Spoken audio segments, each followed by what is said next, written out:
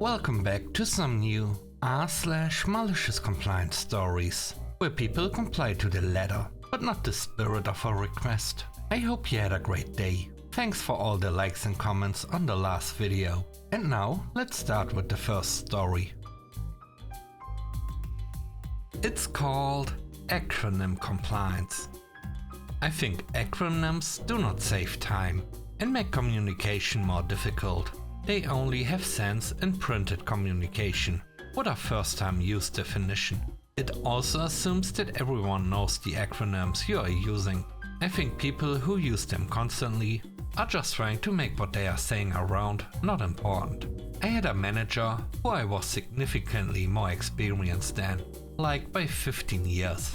I was put under her because I was a department of one. She was passionate about what I did, even though she didn't know anything about actually doing it, and no one else wanted to manage my specific work. I liked her a lot, though her inexperience showed through. She would make herself seem more knowledgeable than she was, by constantly using acronyms. I would point out that a lot of her acronyms were obscure or department specific, and I or other people could be confused. But she was insistent that that's how business communication is done. I was asked to attend a conference. That was fairly important in the company's industry. I wasn't well known for my work in the industry, but for my specific area, sustainability. Because of that, I was basically there to be the pony in their dog and pony show. I was to make contacts, log those contacts, and follow up on the contacts. Because I'm well known, I would likely end up talking to a bunch of random people. So my manager wanted me to not waste time talking to anyone and focus on a specific type of contact. I don't like this, because I feel like I'm intelligent enough to know who's worth talking to and how to move on from those that are not. It also makes networking kind of awkward. You really never know where a good contact will come from. She asked me to talk to SMEs. She didn't clarify what SMEs was supposed to mean. I know SMEs in this context means subject matter experts, but this conference had a lot of non-profits, NGOs, government reps, and religious organizations, along with businesses. So SME could also be small and medium enterprises. This is in contrast to SMBs if you are talking about for-profit business. So I spent all my networking time talking to random, small groups. I collected the data and returned my report to my manager. She looked at it and was confused. I explained that I accomplished what she said and talked to SMEs, small and medium enterprises. She just glared at me. She was not happy. The CEO was actually a friendly guy, and I met with him once a week to provide strategy and insight to working with activist shareholders. He brought up the contacts I made. I explained what happened. He rolled his eyes. I told him in my off hours, I got drinks and food with a lot of subject matter experts that were in my extended network, and they would be happy to talk to you. I gave him a list and told him to let me know, and I set up the intros. Afterwards, every time the manager presented, she had an acronym list page and generally avoided them. I actually felt bad for her. She didn't realize that she advanced so fast, not because she was good at her job, but because she was the CEO's type. This was the third company she followed him to. He had a cadre of young, smart women, who all looked exactly the same, and a trophy second wife who looked like them, only a little older. So she just kept getting advancements because of him, beyond her experience and skills. Everyone under her left. She became a department of one.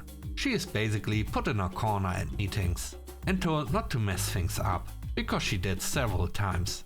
I like her, but I feel so bad, because she doesn't realize that the CEO is only keeping her around for eye candy. So she'll never get the experience to get into similar high levels in her career, out from under his protection/shadow. The next story is called Who's Dead?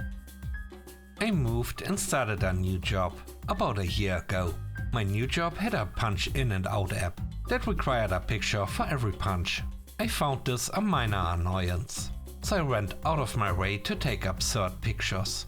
Twice my manager sent me a pic, asking who's that. One was taken before I turned the lights on, so it was just dark. The other was just my beard and company logo.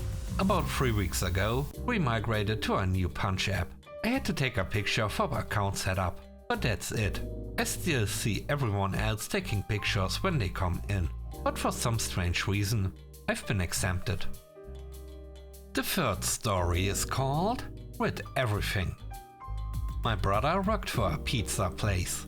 Yesterday they got a call for pizza with everything. Did you mean deluxe pizza? I want everything. You have it? I want it on mine. This pizza place was one of the nicer ones that carries less common toppings. So he prepared a pizza with everything. Pineapple and almond, lettuce and tomato, pepperoni, hamburger, sausage and ham, shredded roast beef, shredded turkey, banana pepper, jalapeno pepper, regular pizza cheese mix, cheddar cheese, Swiss cheese, and the coup de grace, anchovies. My brother said it was the most expensive single pizza he's had to make, with $2 per extra topping, almost $50 including tax, pizza.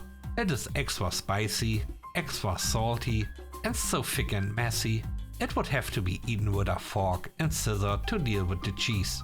The customer never called back about that pizza. The last story is called Priorities. I was at a training yesterday morning. 24 hours prior, my wife broke her ankle pretty badly.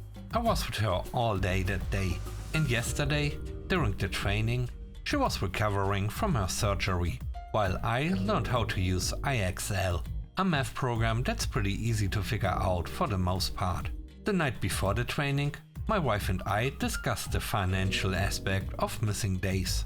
And though I took the day off when she broke her ankle, obviously, we both decided I would go to the IXL training. I get there a minute early and situate myself. I open up all the websites they say to, do the Padlet AI welcome page drawing they request of me, and get ahead of the program. The rest of the room is jibber-jabbing. As the presenter and the other district personnel meander around the room, I see a text from my mother-in-law, and as she's at the hospital with my wife, I decide to look at it. My wife is asking about my pay. Her phone got an alert about a payment. My Rapid card has an alert that goes to her phone, but her phone died before she could see how much. I decided to log into my Access page to see how much and tell her whether we are covered for the deductible that they haven't collected yet. It literally took like 20 seconds to do this. And of course this is when Miss Low Glasses decides to pretend she's my teacher. She pokes me on the shoulder repeatedly. I'm pretty sure she's thinking she's tapping me, but it's uber aggressive, and says, "You need to look at the screen she's showing you." I start to comment back by saying, "Sorry, I was just..." She interrupted me abruptly, shouting, "You need to get your priorities straight." I was so embarrassed and mad at the same time. It was totally uncalled for. It was when everyone was jibber-jabbing, and it was to check on an important time-sensitive thing.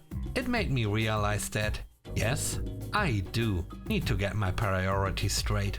I replied, just as loudly as I had everyone's ear now, "You know what?